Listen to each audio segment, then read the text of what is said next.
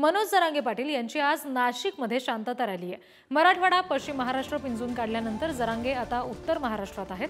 हजारो मराठा बांधव जरांगेंच्या या रॅलीमध्ये उतरणार आहेत। जरांगेंकडून विधानसभेसाठी तयारी सुरू झाली आहे। अपक्ष उमेदवार दिले जाणार अशी घोषणा त्यांच्याकडून सातत्याने केली जाते। या सगळ्या पार्श्वभूमीवर आज नाशिकमध्ये या शांतता रॅलीची सांगता होती आहे।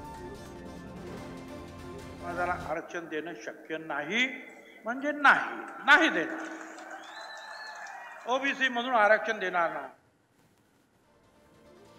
भुजबळांनी नेमकं काय या संदर्भात म्हटलंय ते आपण बघितलं। भुजबळ आणि जरांगे हा आता उभा वाद महाराष्ट्र बघतोय आणि आरक्षणाच्या मुद्द्यावरून पेटलेला हा सगळा प्रश्न आहे। आणि जरांगेंची जी शांतता रॅली आहे ती आता आज नाशिकमध्ये असेल, तिची सांगता आज नाशिकमध्ये होतीये। प्रतिनिधी किरण ताजणेंकडून या संदर्भातले अपडेट्स आपण घेणार आहोत। किरण, नाशिकमध्ये काय नेमकं सध्या वातावरण आहे जरांगेंच्या शांतता रॅलीच्या आजच्या या सांगता सभेच्या निमित्तानं?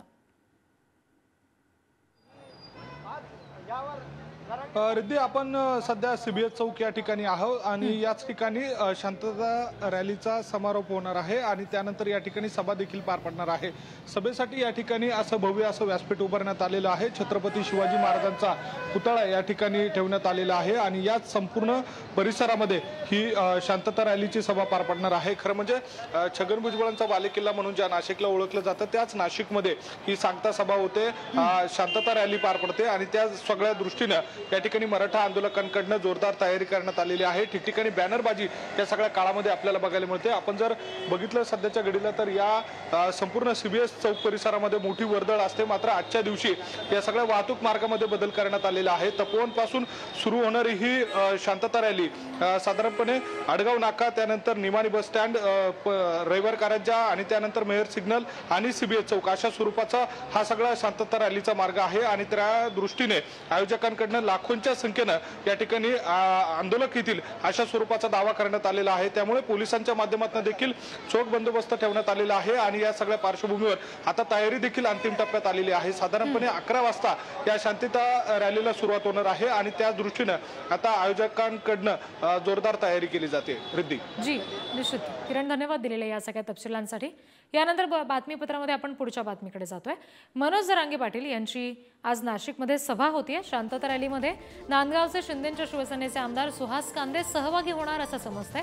तालुक्यातील सर्व जाती धर्मांच्या नागरिकांना रॅलीमध्ये सहभागी होण्याचं आवाहन सुद्धा कांदे यांनी केलेलं आहे आणि या आवाहनाचा व्हिडिओ सध्या सोशल मीडियावर व्हायरल होतोय।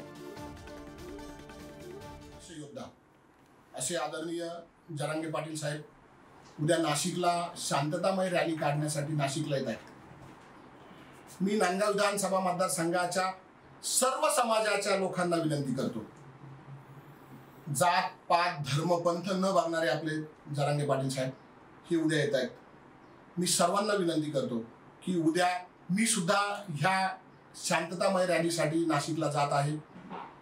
आपणही सर्वांनी ह्या शांततामय रॅलीसाठी नाशिकला यावा आणि आदरणीय संघर्ष योद्धा जरांगे पाटील साहेब यांचे हात बळकट करावा।